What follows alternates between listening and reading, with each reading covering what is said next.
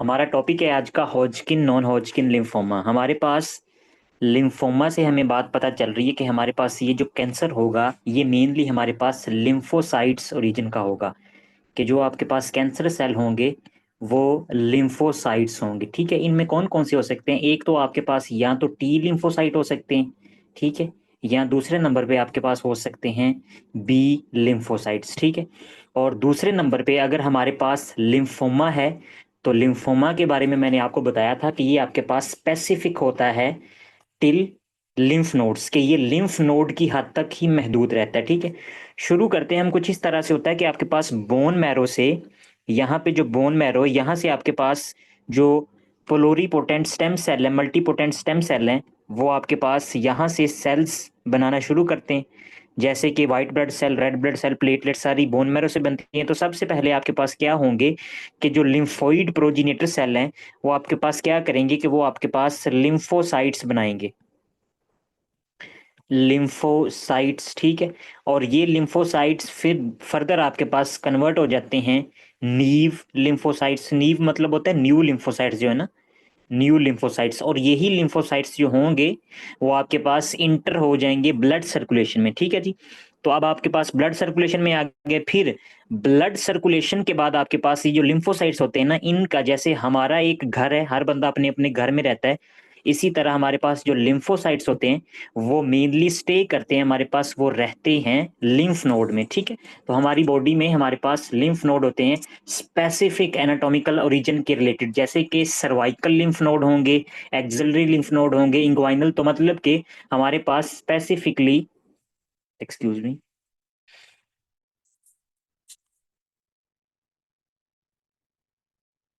ठीक है, तो स्पेसिफिक लिम्फ नोड होते हैं हमारे पास। अब इस लिम्फ नोड की अगर हम बात करें तो आपको इसमें डिफरेंट शेडेड एरिया नजर आ रहा होगा। ठीक है, जैसे कि सबसे पहले आपको एरिया नजर आ रहा है जो कि मैंने ग्रीन से बनाया हुआ, ये सर्कल बनाए हुए हैं मैंने। तो ये आपको जो एरिया नजर आ रहा है ना, ये तमाम जितने भी लिम्फ नोड हैं सब में आपके पास ये जो एनाटॉमिकल आपके पास स्ट्रक्चर होते हैं वो कॉमन होते हैं। ठीक है, जितना भी ग्रीन एरिया इसको हम कहते हैं कॉर्टेक्स वाला एरिया। ठीक है, ये कॉर्टेक्स है लिम्फ नोड की। ठीक है, और उसके बाद आपके पास ये जो ब्लैक एरिया है ये वाला, ये आपके पास होता है पैराकॉर्टेक्स, पैराकॉर्टिक्स ब्लैक शेडिड एरिया। और इसके बाद मैं बना देता हूं आपके पास ये रेड शेडिड एरिया, तो ये मेडुला होता है। लिम्फ नोड का स्ट्रक्चर जो है ना वो हमने ड्रा किया है थोड़ा बहुत, कि सबसे पहले जो ग्रीन एरिया वो आपके पास कहलाता है cortex, cortex of the lymph node. ठीक है, और उसके बाद आपके पास ब्लैक वाला एरिया जो होता है कॉर्टेक्स के बाद नीचे आता है उसको बोलते हैं पैराकॉर्टेक्स। ठीक है, और फिर मेडुलरी रीजन होता है, मेडुला उसको बोलते हैं लिम्फ नोड का। अब हमारे पास ये जो कॉर्टेक्स है, कॉर्टेक्स में आपको जो सर्कल नजर आ रहे हैं, ठीक है, इनको हम कहते हैं फॉलिकल्स।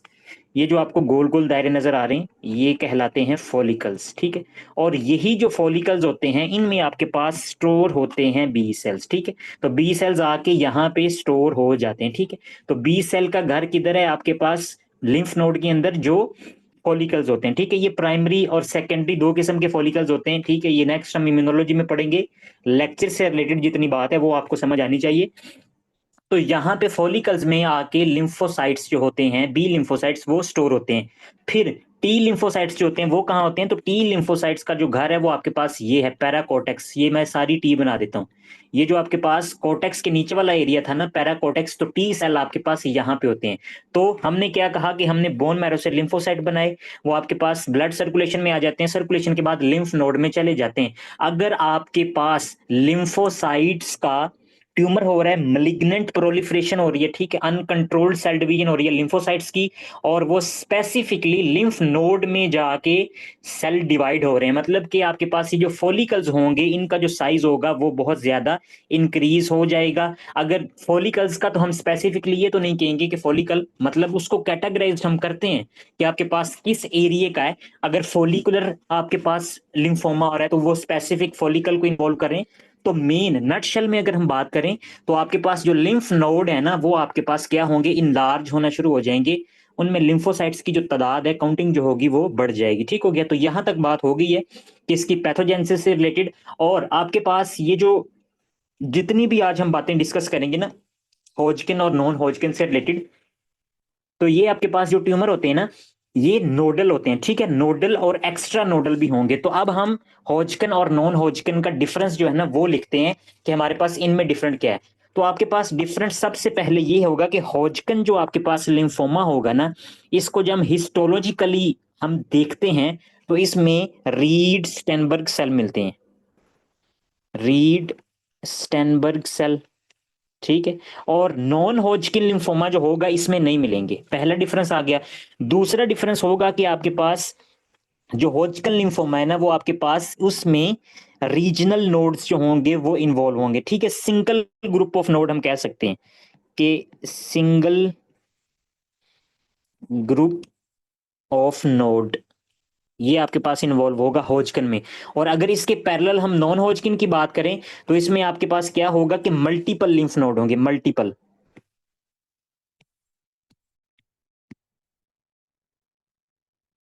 मल्टीपल लिम्फ नोड जो होंगे वो आपके पास इन्वॉल्व होंगे। दूसरा डिफरेंस आ गया। तीसरी बात हमारे पास ये होगी कि यहाँ पे हॉजकन लिम्फोमा जो में आपके पास जो स्प्रेडिंग होती है वो आपके पास कॉन्टीजियस होती है, कॉन्टीजियस।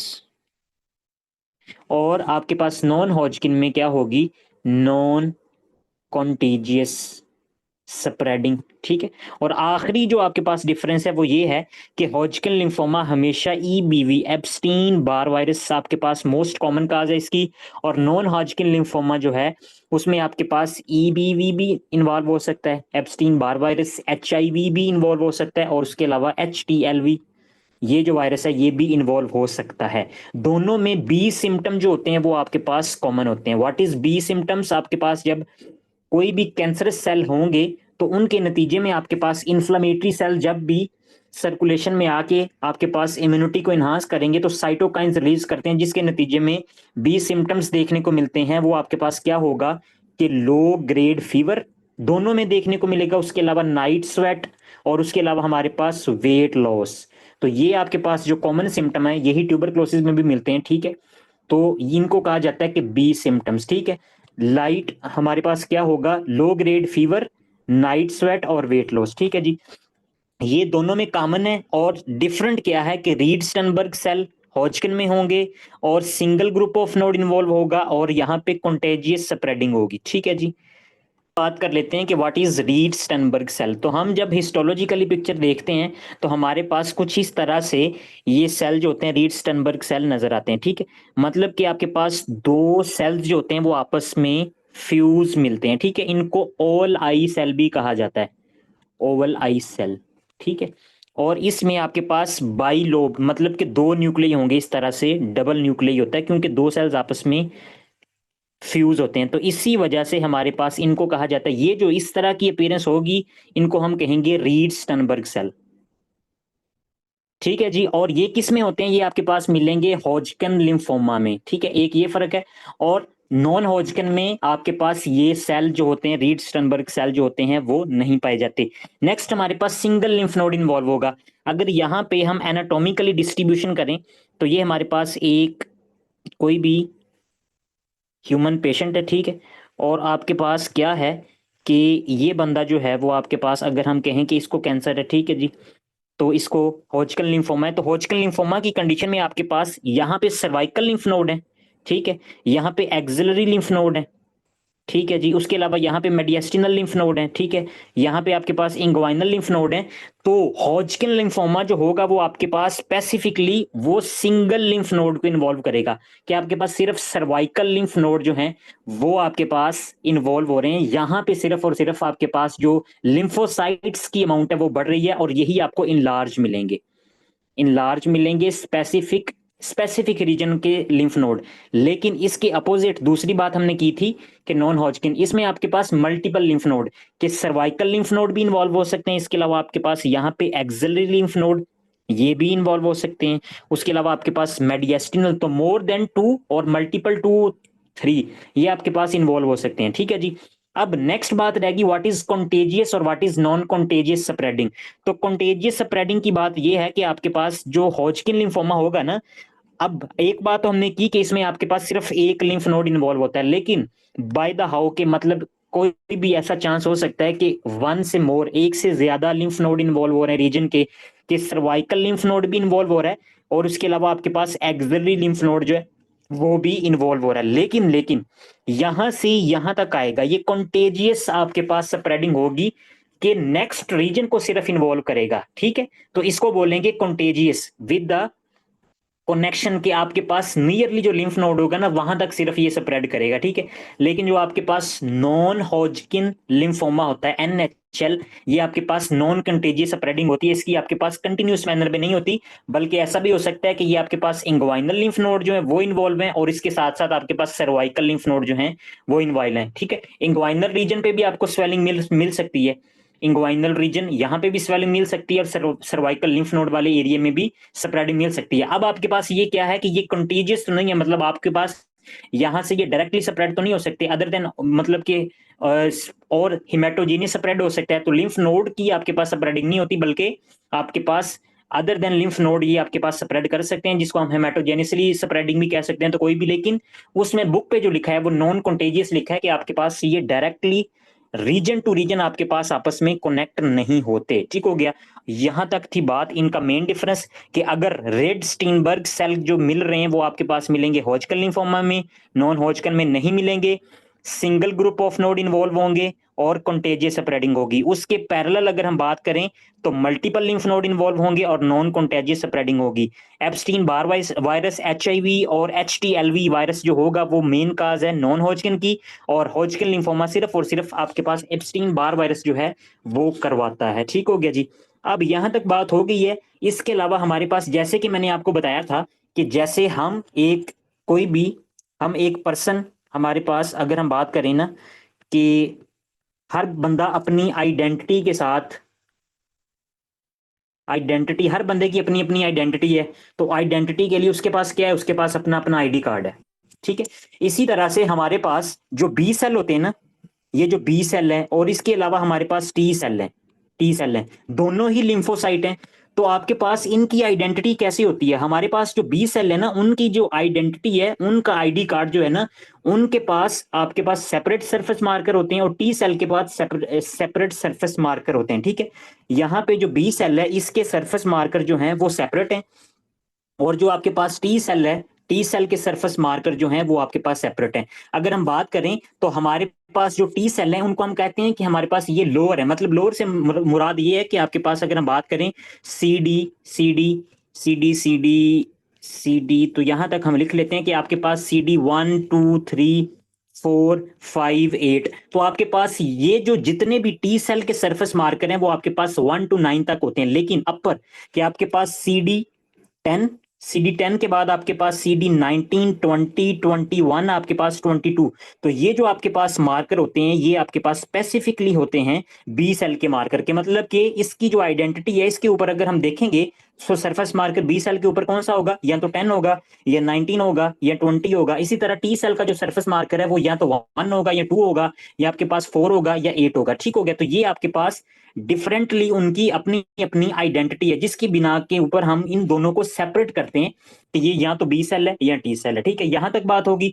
अब नेक्स्ट हमारे पास जो भी हॉजकन लिम्फोमा होगा, हॉजकन लिम्फोमा में हमारे पास मेन डिफरेंशियल पॉइंट जो बाकियों से अलग ये करता है कि इसमें आपके पास जो सरफेस मार्कर होगा ना, बी सेल का सरफेस मार्कर क्या कहा मैंने, या तो आपके पास 10 होगा, 10 के बाद डायरेक्टली 19 20, 10 19 20 21 22। लेकिन लेकिन हॉजकन लिम्फोमा में बी सेल का जो सरफेस मार्कर होता है जो कि इसको सेपरेट करता है, स्पेसिफिक है, या तो CD 15 होगा, CD 15 या CD 30, ठीक हो गया जी, CD 30।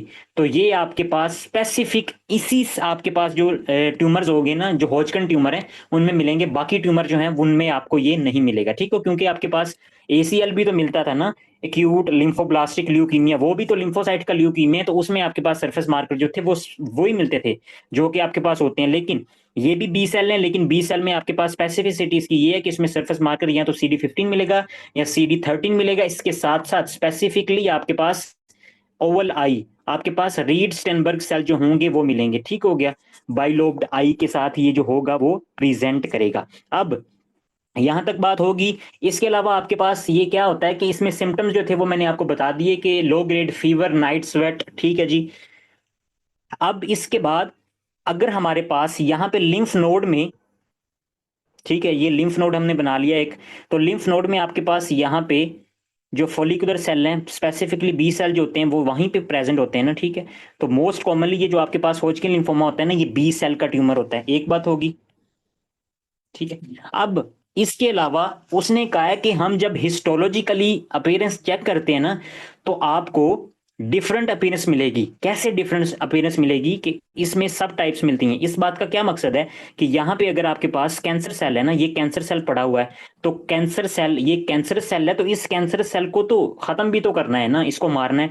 तो इसको मारने के लिए आपके पास अदर सेल्स जो पैटर्न शो करते हैं, या आपकी बॉडी या आपका immune system specifically different immunological जो सेल्स हैं वो आपके पास अपीयर करता है, ठीक है। डिफरेंट हिस्टोलॉजिकली पिक्चर मिलती है। इसको मारने के लिए इम्यून सेल लाएंगे, ठीक है। इम्यून सेल में आपके पास कौन कौन से सेल होते हैं आपके पास इम्यूनिटी के लिए? सबसे पहले आपके पास, ये तो हमने कह दिया ना कि ये आपके पास क्या थे, लिम्फोसाइट से। तो इसके अलावा आपके पास न्यूट्रोफिल होते हैं, इसके अलावा आपके पास बेसोफिल्स होते हैं, इयोसिनोफिल्स होते हैं, ठीक है। उसके अलावा आपके पास फाइब्रोब्लास्ट सेल भी पड़े होते हैं। फाइब्रोब्लास्ट सेल जो है ना, वो भी आपके पास प्रेजेंट होते हैं।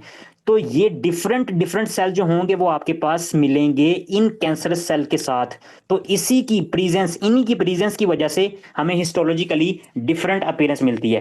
तो डिफरेंट अपीयरेंस की अगर हम बात करें तो इसको सब टाइप में डिवाइड किया गया। या तो हमारे पास क्या होगा, नोड्यूलर सिक्लोरोसिस, नोड्यूलर सेक्लेरोसिस मिलेगी, या हमारे पास क्या होगा, मिक्स्ड सेलुलैरिटी,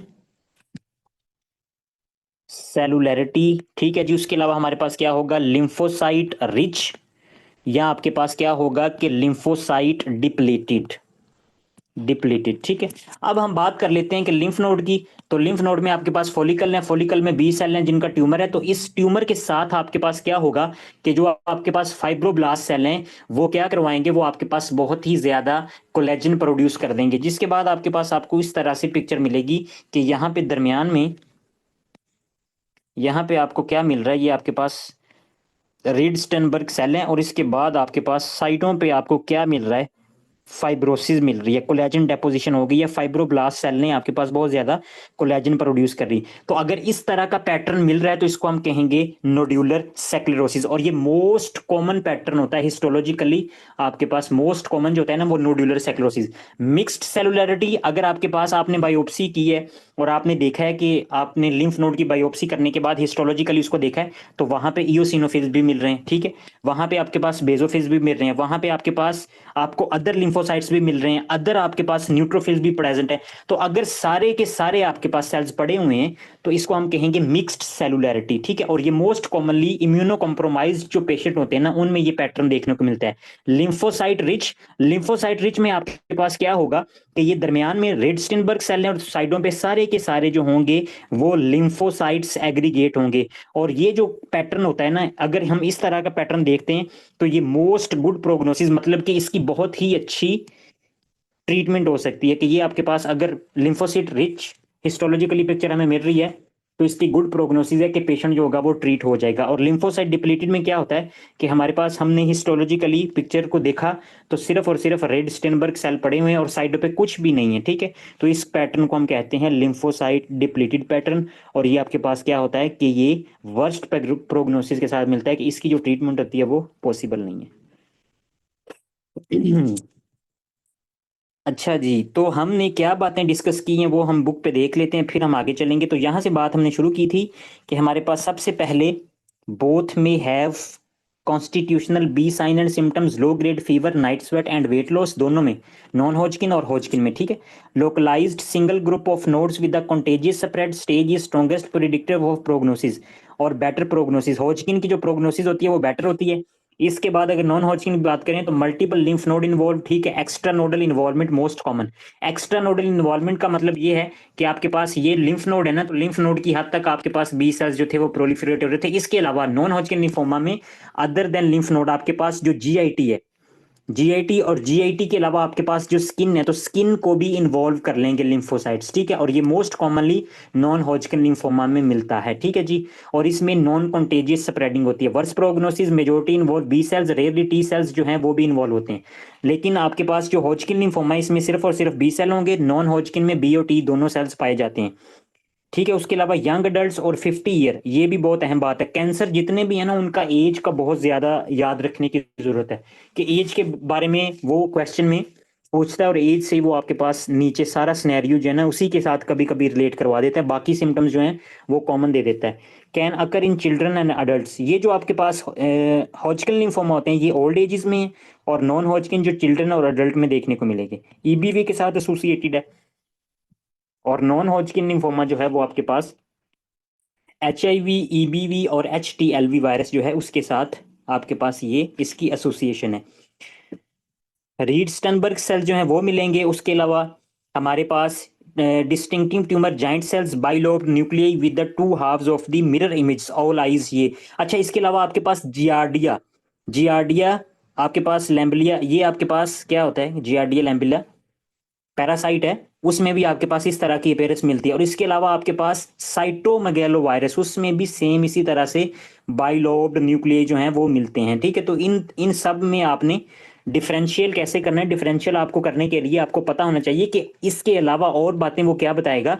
बाकी बातें या तो सिम्टम के साथ रिलेट करनी है आपने कि उसके जो साइन एंड सिम्टम्स हैं, ठीक है, लो grade fever and night sweat है, वेट लॉस है, जियार्डिया लैम्बुला, ये तो वैसे भी GIT की डिस्टर्बेंस होती है ना।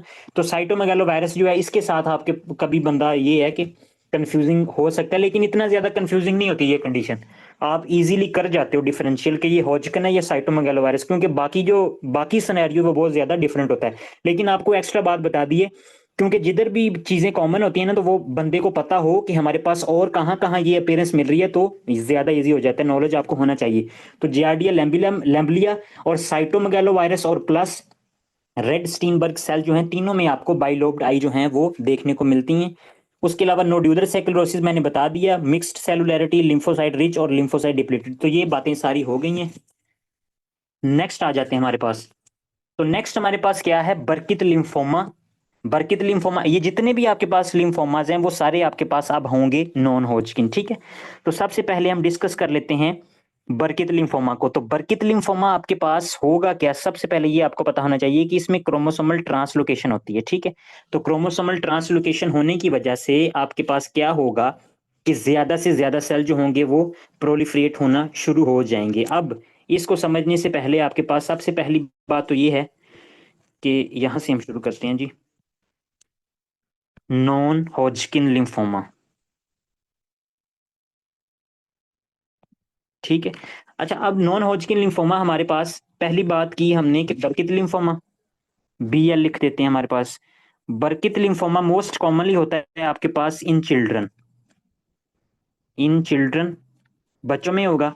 इसके अलावा हमारे पास क्रोमोसोमल ट्रांसलोकेशन देखने को मिलेगी,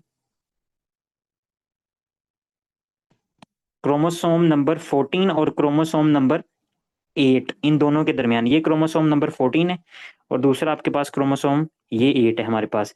तो 8 के हमारे पास यहाँ पे क्या होता है कि जीन होती है जिसको बोलते हैं सी माइस जीन।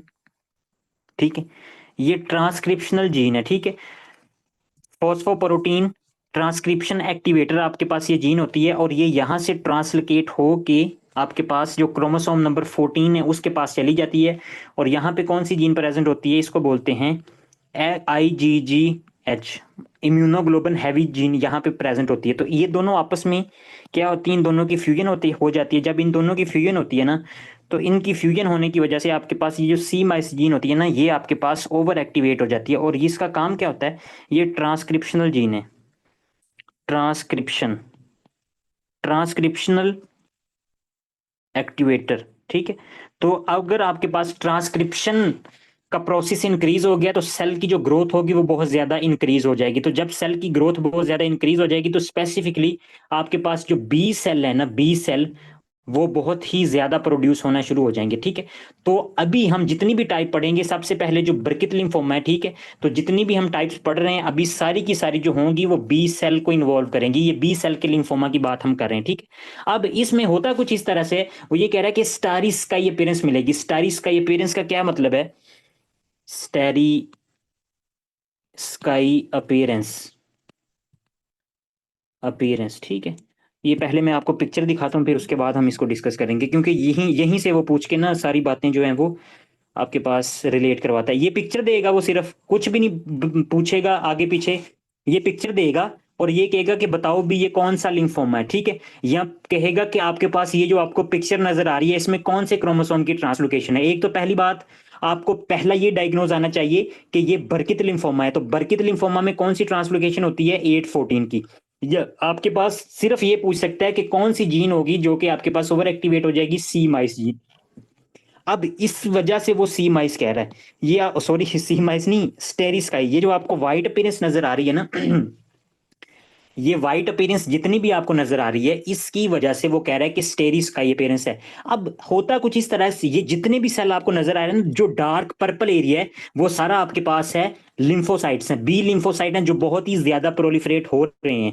अब हुआ क्या कि जो मैक्रोफेज हैं वो इनको खा रहे हैं। तो जब मैक्रोफेजेस इनको खाएंगे, तो मैक्रोफेजेस जब इनको इनगल्फ करेंगे, तो इनगल्फ्ड आपके पास जो लिम्फोसाइट रिच्ड मैक्रोफेजेस है ना, वो आपको व्हाइट नजर आएंगे। तो ये मैक्रोफेजेस हैं, ये मैक्रोफेजेस हैं जो कि व्हाइट व्हाइट नजर आ रहे हैं। तो इसी वजह से जो व्हाइट अपीयरेंस है उसको कहते हैं कि स्टार लाइक, स्टारिस का ये अपीयरेंस जो आपको देखने को मिलती है वो आपको बर्कित लिम्फोमा में देखने को मिलेगी। ये बात हम डिस्कस करते हैं कि यही उसने क्या कहा। वो कहता है कि हमारे पास स्टेरिस का ये अपीयरेंस, ठीक है जी, sheets of lymphocytes with interspread tingible body macrophages के। आपके पास ये जो टिंजल बॉडी है ना, ये आपको स्टेरिन नजर आएंगी क्योंकि इन्होंने सारा इनगल्फ किया हुआ है व्हाइट ब्लड सेल को।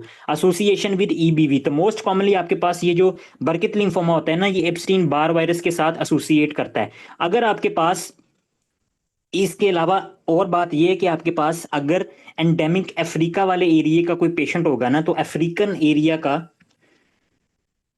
अफ्रीकन जो चिल्ड्रन होंगे उनमें आपके पास क्या मिलेगा इसके साथ, मैंडिबुलर मास। मैंडिबल मास जो है उसको, उसकी फेस के ऊपर आपको ना मास मिलेगा, ठीक है। वो किस तरह से ना, ये आपको नजर आ रहा है, ये मैंडिबल मास जो है ना, ये बर्कित लिम्फोमा में स्पेसिफिक यहाँ इस तरह से भी आपको मिलता है, ठीक हो गया। और अगर आपके पास other than Africa endemic area वाला पेशेंट होगा, तो उसमें आपके पास एब्डोमेन मास जो होगा ना, सॉरी स्पोडिक फॉर्म में एब्डोमिनल मास मिलेगा। और एंडेमिक फॉर्म जो होगा उसमें आपके पास जो होगा वो जा लियन मिलेगा फेस के ऊपर। जा लियन इंडेमिक अफ्रीकन एरिया, और पेल्विक और एब्डोमेन मास इन स्पोडिक फॉर्म में मिलेगा, ठीक हो गया जी। तो बर्कित लिम्फोमा मोस्ट इंपॉर्टेंट है कि अगर वो कभी भी यहां से आएगा, इस टॉपिक में से कुछ उठाएगा, मतलब कि लिम्फोमा हॉजकिन या नॉन हॉजकिन की में आ रहा है, तो मोस्ट कॉमनली ये अहम नहीं है, मतलब ये इतना ज्यादा पता होना चाहिए आपको, लेकिन ये मोस्ट मोस्ट इंपॉर्टेंट है। इसमें से जरूर एमसीक्यूज आएगा। Burkitt lymphoma most common, most important topic है। नेक्स्ट हम बात कर लेते हैं कि हमारे पास diffuse large B cell, follicular और मेंटल मार्जिनल, ये जितनी भी बातें हमारे पास, डिफ्यूज लार्ज बी सेल का जो लिम्फोमा है ना, यूजुअली ओल्डर अडल्ट्स में मिलेगा, but 20% in children. Mutation in the BCL2 gene, BCL2 gene कौन सी होती है आपके पास, ये एपोप्टोटिक, एंटी एपोप्टोटिक जीन होती है। मतलब कि आपके पास ये एपोप्टोटिक, अपोप्टोसिस जो होती है ना उसको रोकती है, एपोप्टोसिस करवाती है, ठीक है। अगर इसमें म्यूटेशन आ जाएगी तो आपके पास एपोप्टोसिस नहीं होगी, जिसके नतीजे में बहुत ही ज्यादा आपके पास जो बी सेल्स है ना वो बनना शुरू हो जाएंगे। मोस्ट कॉमन टाइप ऑफ, और इसमें इससे रिलेटेड आपने क्या याद करनी है कि ये एमसीक्यूज है कि most common type of non Hodgkin lymphoma या most common type of Hodgkin lymphoma ही कह सकता है वो, तो आपको पता होना चाहिए कि आपके पास जो diffuse large B cell lymphoma है ना, ये मोस्ट कॉमन टाइप है, सबसे ज्यादा मोस्ट कॉमन टाइप ये है। BCL2 जीन जो होती है ना वो इसमें इन्वॉल्व होती है, ठीक है। फॉलिकुलर मेंटल लिम्फोमा और मार्जिनल जोन लिम्फोमा, इन तीनों की बात हम इकट्ठे करते हैं फिर हम आगे चलेंगे। आपके पास जैसे कि मैंने शुरू में फॉलिकल बनाया था ना, तो फॉलिकल में सॉरी लिम्फ नोड बनाया था, तो लिम्फ नोड में मैंने फॉलिकल्स बनाए थे, ये आपके पास फॉलिकल्स थे। तो आपके पास ये जो फॉलिकल्स होते हैं ना, ये फॉलिकल्स अगर ये स्पेसिफिकली फॉलिकल्स जो हैं वो बहुत ही ज्यादा इनलार्ज हो रहे हैं, इनके अंदर जो बी सेल पड़े हैं वो बहुत ज्यादा इनलार्ज हो रहे हैं, वो बहुत ज्यादा सेल डिवाइड हो रहे हैं, तो इसको हम कहेंगे फॉलिकुलर लिम्फोमा, ठीक हो गया। अब इस फॉलिकल के अराउंड एक और जोन होता है, एक और जोन होता है, इसको हम बोलते हैं मेंटल जोन, ठीक है। ये फॉलिकल्स हैं, फॉलिकल्स के अराउंड एक और जोन होता है, तो इनको इसको कहते हैं मेंटल जोन। अगर मेंटल जोन में बी सेल्स की प्रोलिफरेशन हो रही है तो इसको बोलेंगे मेंटल लिम्फोमा, ठीक है जी। और इसके अलावा नेक्स्ट बात, इसी फॉलिकल्स के मेंटल जोन के अराउंड एक और जोन होता है जिसको हम बोलते हैं मार्जिनल जोन, ठीक है। अब ये जो मार्जिनल जोन होता है ना, ये इन्फ्लामेशन से रिलेटेड है, इन्फ्लामेटरी कंडीशन से रिलेटेड है, कि जब भी बॉडी में इन्फ्लामेशन होती है ये क्रोनिक इन्फ्लेमेशन होगी तो ये जो आपके पास मार्जिनल जोन है ना, इसमें जो सेल है बहुत ज्यादा डिवाइड होना शुरू हो जाएंगे, बहुत ज्यादा प्रोलिफरेट होना शुरू हो जाएंगे। ठीक हो गया। तो अब अगर मार्जिनल जोन में सेल्स प्रोलिफरेट हो रहे हैं तो इसको हम कहेंगे मार्जिनल जोन लिम्फोमा। तीन बातें की हमने एनाटॉमिकली, इसको दोबारा से रिवाइज करते हैं कि अगर फॉलिकल्स में आपके पास बी सेल्स की प्रोलिफरेशन हो रही है तो फॉलिकुलर लिम्फोमा, अगर आपके पास मेंटल जोन में प्रोलिफरेशन हो रही है तो मेंटल लिम्फोमा, और अगर आपके पास मार्जिनल जोन में बी सेल्स की प्रोलिफरेशन हो रही है तो इसको हम बोलेंगे मार्जिनल जोन लिम्फोमा। ठीक है। अब सबसे पहले फॉलिकुलर लिम्फोमा जो होता है वो आपके पास किस तरह से होता है, तो इसमें भी सेम वही कंडीशन है कि आपके पास ट्रांसलोकेशन होगी। एक जो कॉमन जीन रहती है ना वो आपने वही याद रखनी है, वो सब में कॉमन रहेगी। 14 जो थी वो कॉमन रहेगी, क्रोमोसोमल 14 जो है ना वो कॉमन रहता है। उसके अलावा आपके पास दूसरा जो क्रोमोसोम है ना वो बदलता रहता है। अब यहाँ पे आपके पास क्रोमोसोम 18 से ट्रांसलोकेशन होगी BCL2 जीन की, BCL2 जीन की ट्रांसलोकेशन होगी। ठीक है। और इसके नतीजे में आपके पास क्या होगी कि एपोप्टोसिस का जो प्रोसेस होगा ना, वो एपोप्टोसिस जो होगी वो स्टॉप हो जाएगी। अगर एपोप्टोसिस नहीं हो रही, फिजियोलॉजिकल सेल डेथ नहीं हो रही, तो जो बी सेल्स हैं वो ज्यादा से ज्यादा तादाद में इंक्रीज होना शुरू हो जाएंगे। तो ये मेन काज होती है आपके पास फॉलिकुलर लिम्फोमा की। ठीक हो गया जी। अब इसमें जो बातें याद रखनी है, बीस फॉलिकुलर लिम्फोमा में कौन सी म्यूटेशन होती है, क्रोमोसोमल्स आपके पास ट्रांसलोकेशन कौन सी है और जीन कौन सी इन्वॉल्व होती है, BCL2 जीन। इसके अलावा आपके पास लिम्फ अडीनोपैथी मिलेगी, पेनलेस लिम्फ अडीनोपैथी जो होगी वो मिलेगी। ठीक है। जितने भी ट्यूमर है मोस्ट कॉमनली पेनलेस ही होते हैं, कि लिम्फ नोड जो इनलार्ज होंगे लेकिन वो पेन नहीं काज करेंगे, पेन उनमें नहीं होगी। ठीक हो गया। यहाँ पे हमारे पास एक और बात है आपको बतानी थी, रिलेट करवाना था इसके साथ, कि आपके पास ऐसा भी होता है कि ये तो आपको पता चल गया कि फॉलिकुलर सेल जो है वो आपके पास उसका लिम्फोमा हो रहा है। अच्छा चलिए ये ना मैं एंड पे बताता हूँ आपको कि इसको कैसे रिएक्टिव लिम्फोडिनोपैथी से किस तरह से डिफरेंशिएट करना है। अगर जल्दी जल्दी से हम बात कर लेते हैं कि हमारे पास नेक्स्ट कौन सा लिम्फोमा होता है। नेक्स्ट हमारे पास होता है marginal zone, sorry mental mental zone lymphoma. तो मेंटल जोन लिम्फोमा जो होगा, मेंटल जोन लिम्फोमा, इसमें आपके पास ट्रांसलोकेशन होती है 14 तो कॉमन रहेगी, उसके अलावा 11। ठीक है। 11 आपके पास जो क्रोमोसोम होता है उसके उसके ऊपर जीन प्रेजेंट होती है cyclin D1, cyclin D1 gene होती है। ठीक है। तो अगर आपके पास यहां से ट्रांसलोकेशन होकर ये 14 के पास चला जाएगी तो आपके पास क्या होगा कि सेल जो सेल साइकिल होता है ना, G फेज से S फेज जो होता है ना, मतलब कि तो ज्यादा से ज्यादा सेल्स जो होंगे वो G फेज से S फेज में शामिल होना शुरू हो जाएंगे, क्योंकि साइक्लिन D1 में म्यूटेशन हो गई है। तो जिसकी वजह से होगा कि एंड पे यही होगा कि सेल की जो प्रोलिफरेशन होती है ना वो ज्यादा होना शुरू हो जाती है, और एट द एंड क्या होंगे कि बी सेल जो होंगे वो बढ़ना शुरू हो जाएंगे। मोस्ट स्पेसिफिकली किस जोन में, अगर आपके पास मेंटल जोन का लिम्फोमा है तो आपके पास जो मेंटल जोन होता है फॉलिकल के अराउंड पे जो पड़ा होता है। ठीक हो गया। आखिरी बात है जी मार्जिनल जोन लिम्फोमा। तो मार्जिनल जोन लिम्फोमा आपके पास ट्रांसलोकेशन आपके पास होगी क्रोमोसोम 11 और 18 की। बुक पे आ जाते हैं तो मार्जिनल जोन लिम्फोमा आपके पास 18 11 ट्रांसलोकेशन होगी एसोसिएटेड विद क्रोनिक इन्फ्लेमेशन। ये बात मैंने आपको पहले बता दी है कि व्हाट इज क्रोनिक इन्फ्लेमेशन। अगर होगी तो क्रोनिक इन्फ्लेमेशन के नतीजे में आपके पास जो आउटर जोन होता है फॉलिकल्स का, उसमें लिम्फोसाइट्स जो होते हैं वो बहुत ही ज्यादा प्रोलिफरेट होना शुरू हो जाते हैं। ठीक हो गया। तो ये आपके पास मोस्ट कॉमन रीजन है। क्रोनिक इन्फ्लेमेशन होने की वजह से किस किस कंडीशन में, क्रोनिक गैस्ट्राइटिस है अगर किसी बंदे को, MAILT। ठीक है जी। H पाइलोरी जो होता है ना वो करवाता है ना gastritis. Mucosal associated lymphoid tissue lymphoma आपके पास माल्ट लिम्फोमा, ये उससे रिलेटेड है। उसके अलावा शोगरन सिंड्रोम में आपके पास लिम्फोसाइट्स जो होते हैं वो सलाइवरी ग्लैंड में इन्फिल्ट्रेट कर जाते हैं। तो ये वही बातें सारी आपके पास कि अगर इन्फ्लेमेशन हो रही है तो इसके नतीजे में मार्जिनल जोन जो होगा वो इनलार्ज होना शुरू हो जाएगा। May regress with H pylori eradication. वही बात है कि अगर H पाइलोरी इरेडिकेशन हम ट्रीटमेंट देंगे तो इसकी वजह से ये जो लिम्फोमा है उसके रिस्क को हम कम कर सकते हैं। ठीक है। अब हम किस तरह से डिफरेंशिएट करेंगे कि हमारे पास लिम्फोमा हो रहा है या आपके पास जो है वो रिएक्टिव लिम्फ अडीनोपैथी की कंडीशन है। तो सबसे पहले आपको पता होना चाहिए दोनों में लिम्फोसाइट्स तो बढ़ते हैं ना, लिम्फोमा और रिएक्टिव लिम्फोडिनोपैथी।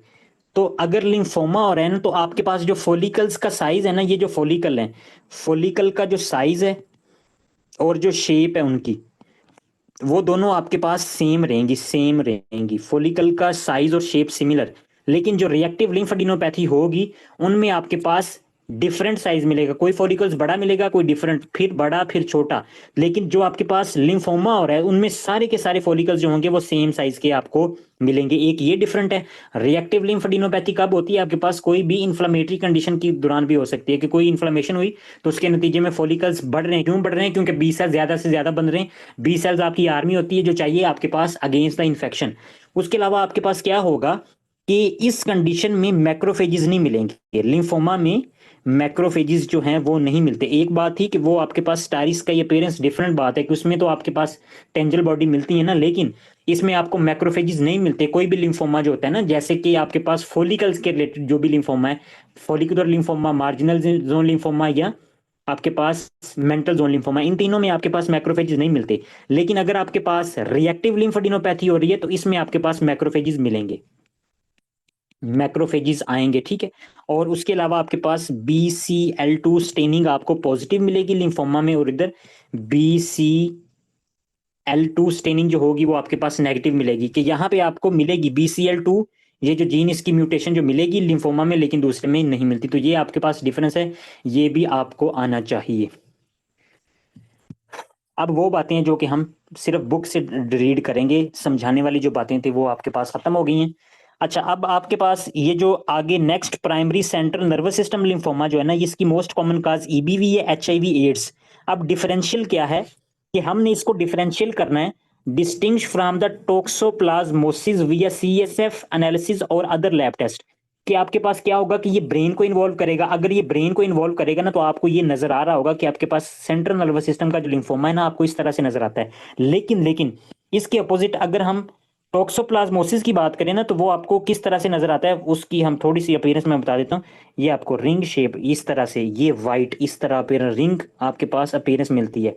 अगर टोक्सोप्लाज्मोसिस है ना, तो उसमें आपको रिंग शेप्ड अपीयरेंस इस तरह से लियन मिलते हैं, रिंग शेप्ड लियन मिलते हैं टोक्सोप्लाज्मोसिस में, ठीक है। तो ये डिफरेंट पॉइंट है उसके साथ, क्योंकि ब्रेन की इमेज दे देगा, ब्रेन की इमेज देख के वो कहेगा चलो जी बताओ कौन सी चीज है। तो अगर आपको डिफ्यूज्ड ये इस तरह से आपको एरिया मिल रहा है, डिफ्यूज एरिया मिल रहा है, उसके साथ बॉडी में वो ये कह रहा है कि जो लिम्फोसाइट्स का काउंट है वो बहुत ज्यादा बढ़ा हुआ है, लिम्फोसाइट्स बहुत ज्यादा इंक्रीज हैं। फर्दर आपके पास वो क्या कहेगा कि lymph adenopathy in large lymph node भी हैं, कि लिम्फ नोड जो हैं वो बड़े बड़े स्वेल मिल रहे हैं। तो ये सारी कंडीशन जो होंगी वो आपको लेके जाएंगी। और फर्दर अगर उसने CT स्कैन या MRI दे दिया ना, तो आपके पास बिल्कुल ही कंफर्म हो जाएगा, MRI के ऊपर तो बिल्कुल कंफर्म हो जाएगा ये आपके पास जो क्या है, टोक्सोप्लाज्मोसिस नहीं है। Considered an AIDS defining illness, variable presentation, confusion, memory loss, seizure, CNS mass, often single ring enhancing lesions on MRI।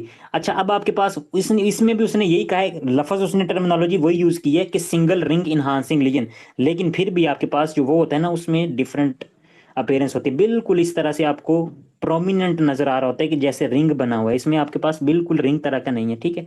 और फर्दर आप उसको CSF एनालिसिस पे भी डिफरेंशिएट करते हैं, प्रोटीन के लेवल को चेक करेंगे, ग्लूकोज के लेवल को चेक करेंगे, ठीक है। तो वो भी आपको डिफरेंशियल कंडीशंस बता देगा। Neoplasm of the mature T cell, अभी तक जितनी बातें हमने की वो आपके पास थी किससे रिलेटेड? वो रिलेटेड थी आपके पास बी सेल्स के रिलेटेड। ये जितने भी लिम्फोमा थे वो बी सेल के लिम्फोमा थे। अब बात करते हैं T सेल लिम्फोमा की। तो T सेल्स में आपके पास अडल्ट T सेल लिम्फोमा, ये पोस्ट HTLV, ये दोनों वायरस पोस्ट वायरल होते हैं, मतलब HTLV वायरस होता है। और ये जापान, वेस्ट अफ्रीका और कैरेबियन, इन कंडीशन में आपके पास ये जो एरिया होते हैं स्पेसिफिकली, इनमें आपके पास इटियोलॉजी में सिनेरियो में ये वो मेंशन करेगा, या तो जापान का बंदा है या इस तरह। और इसके अलावा ये क्यूटेनियस वायरस होते हैं। क्यूटेनियस आपके पास हमेशा इसमें स्किन लीजन मिलेंगी, स्किन लीजन। फर्दर आपके पास दूसरे नंबर पे लिम्फ अडीनोपैथी या लिम्फोमा या लिम्फोसाइटोसिस मिलेगी, स्किन लीजन मिलेंगी।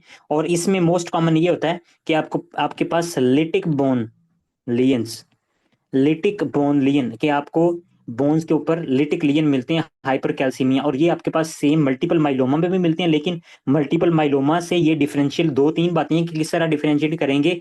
एक तो ये Japanese people, West Africa people और कैरेबियन पीपल में होता है। और दूसरा मल्टीपल माइलोमा में स्किन लियन नहीं मिलती, लिम्फोमा भी नहीं मिलता। लिटिक बोन लियन आपके पास हाइपर कैल्सीमिया मिलेगा, लेकिन ना स्किन लियन मिलेंगे ना लिम्फोमा मिलेगा। तो इस तरह से आपने इसको याद करना है, इसमें कोई कॉन्सेप्ट नहीं है, कोई नहीं, मैं आपको इसमें इजी क्या करूं, आप यही बातें जो आपको पता होनी चाहिए, ठीक है जी। आगे आपके पास क्यूटेनियस T सेल लिम्फोमा, तो क्यूटेनियस T सेल लिम्फोमा आपके पास इसका दूसरा नाम है माइकोसिस फंगोइडिस। माइकोसिस फंगोइडिस। तो ये आपके पास इस तरह लग रहा है जैसे फंगल इन्फेक्शन है, फंगल इन्फेक्शन नहीं होता, वैसे ही इसको नाम दिया गया, ठीक है। ये दूसरे नंबर पे इसको कहते हैं सीजरी सिंड्रोम, ठीक है। अब इसमें होता क्या है कि इसमें आपके पास लीजन मिलेंगे, अल्सर पैचेस पेप्यूल्स आपको देखने को मिलेंगी, उसके अलावा स्किन लीजन्स, पहले नंबर पे स्किन लीजन की बात होगी। उसके अलावा आपके पास क्या होगा इसमें, लिम्फेडिनोपैथी। और ये जो स्किन लीजन होते हैं ना, ये मोस्ट कॉमनली माइकोसिस फंगोइडिस की हम बात करें तो ये मोस्ट कॉमनली कहाँ मिलेंगे, आपके पास लोअर एब्डोमेन,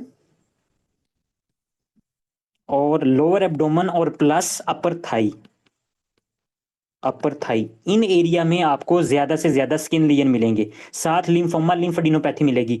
और प्लस प्लस इसके साथ स्पेसिफिक ये है कि जब हम क्या करते हैं कि मिकोजल बायोप्सी करते हैं ना स्किन की, आपके पास ये स्किन की हम बायोप्सी करते हैं तो हमें वहां पे बहुत ही ज्यादा लिम्फोसाइट्स मिलते हैं। लिम्फोसाइट्स आपके पास आपके पास स्किन वाले एरिया में बहुत ज्यादा लिम्फोसाइट्स मिलेंगी, और ये स्पेसिफिक बात होती है जो कि इसके साथ ही रिलेटेड है, ठीक है जी। Most common sub type is mycosis fungoides. Heterogeneous group of T's are new affecting the skin, blood, lymph nodes, or the viscera. Most common subtype is mycosis fungoid, characterized by erythematous patches favoring patched area that process to plaque, then eventually tumour के। सन patched area जो होगा ना, मतलब कि वो area जो exposed है सन को, वहां पे ज्यादा प्लैक होंगे, और फिर उसके बाद ये जो होगा वो ट्यूमर में कन्वर्ट हो जाएगा, ठीक हो गया जी। तो यहां तक